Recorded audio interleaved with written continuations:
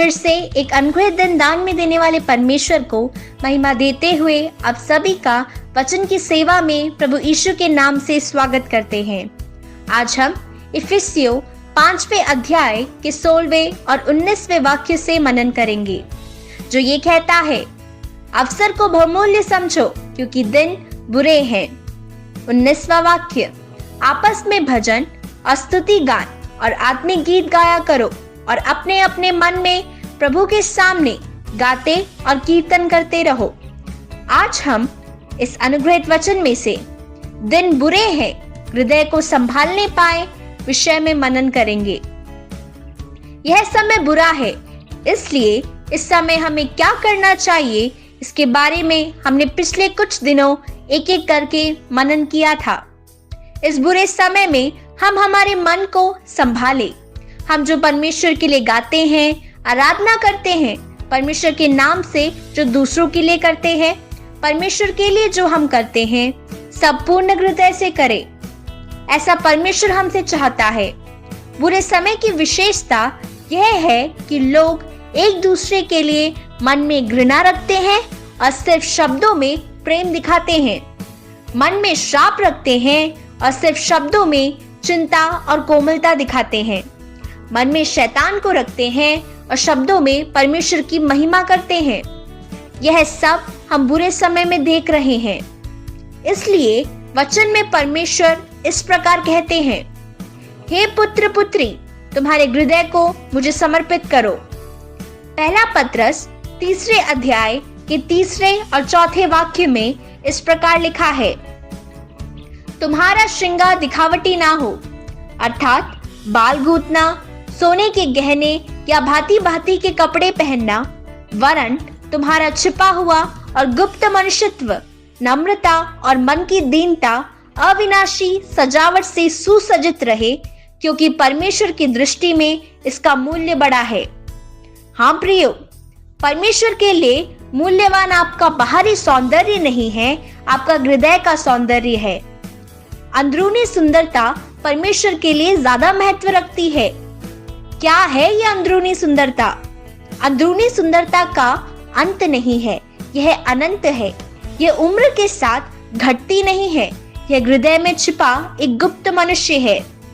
शरीर झुक जाता है, बाल झड़ जाते हैं, झुर्रियां पड़ जाती हैं, लेकिन अंदरूनी सौंदर्य का दिन प्रतिदिन नवीकरण होता है।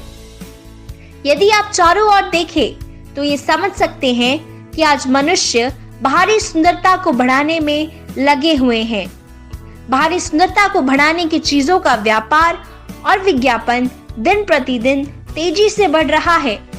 मनुष्य इसके पीछे इसलिए भाग रहा है क्योंकि मनुष्य के सामने श्रेष्ठ और स्वीकार योग्य बनना चाहता है, परंतु परमेश्वर के सामने स्वीकार योग्य बनने के लिए क्या करना चाहिए, ये मनुष्य नहीं सोचता। प्रियजनों, परमेश्वर ने हमें जो सुंदरता और स्वास्थ्य दिया है, हमें उसका ध्यान रखना चाहिए। लेकिन जब हम सिर्फ उसी के पीछे भागने लगते हैं तो ये बुरे समय के लक्षण हैं। भजन संगीता 119वें अध्याय के 73वें वाक्य में इस प्रकार लिखा है, तेरे हाथों से मैं बनाया और रचा गया हूँ, मुझे समझ दे कि मैं तेरी आज्ञाओं को सीखूं। King James version of Bible में इस प्रकार लिखा है, Thy hearts have made me and fashioned me। अर्थात परमेश्वर ने हमें पहले से ही सजाकर हमारी सृष्टि की है। फैशन बढ़ाने के चक्कर में हम कई प्रकार के पाप में गिर जाते हैं। प्रियो, मैं आप लोगों से एक सवाल पूछना चाहूंगा। हम जितना हमारे बाहरी सौंदर्य को ध्यान देते हैं, क्या वैसे ही हमारे अंदरूनी या भीतर के सौंदर्य पर भी ध्यान देते हैं? मनुष्य के सामने स्वीकार योग्य बनने से कितना ही अधिक स्वीकार योग्य हमें परमेश्वर के सामने बनना चाहिए। इसके लिए हमें प्रयत्न करना चाहिए, हमारे हृदय को संभालना चाहिए। इस बुरे समय में हमारे हृदय को हमें किन किन स्थानों में संभालना चाहिए, यह भी वचन हमें सिखाता है। पहला, हमारे हृदय को लालची बनने से बचाएं, अर्थात जो आपके लिए उचित नहीं है उसकी कामना ना करें। दूसरा, बुराई से हृदय को दूर रखें, अर्थात दूसरों को नष्ट करने की इच्छा हृदय में ना रखें। तीसरा, धोखा देने से हृदय को बचाए रखें, अर्थात सिर्फ कार्यों में ही नहीं, हृदय में भी एक दूसरे को धोखा देने के बारे में ना सोचें। चौथा, दुष्कर्म से हमारे हृदय को बचाए रखें, अर्थात हमारी सोच में हम जो पाप करते हैं उन पापों से हमारे हृदय को बचाए रखें। पांचवा, हृदय को किसी की निंदा करने से बचाए रखें, अर्थात हृदय में भी किसी की निंदा ना करें। छठा, हृदय को अहंकार से बचाए रखें, अर्थात हृदय में भी मैं का भाव ना आने दे। सातवां, मूर्ख बनने से हृदय को बचाए रखें, अर्थात अच्छे को ना स्वीकार पाना ही है ये मूर्ख था। इस अनुग्रहित दिन में हमारे हृदय को संभाले रखें, हत्या करने से बचाए रखें, अर्थात अपने भाई के लिए मन में वैर ना रखें जिसका प्रतिशोध ही है हत्या।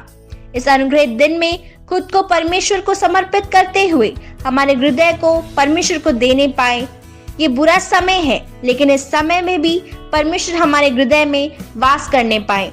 इन वचनों के द्वारा परमेश्वर आप सभी को बहुतायत से आशीष दे और सुरक्षित रखे। प्रभु की स्तुति हो। जय मसीह की।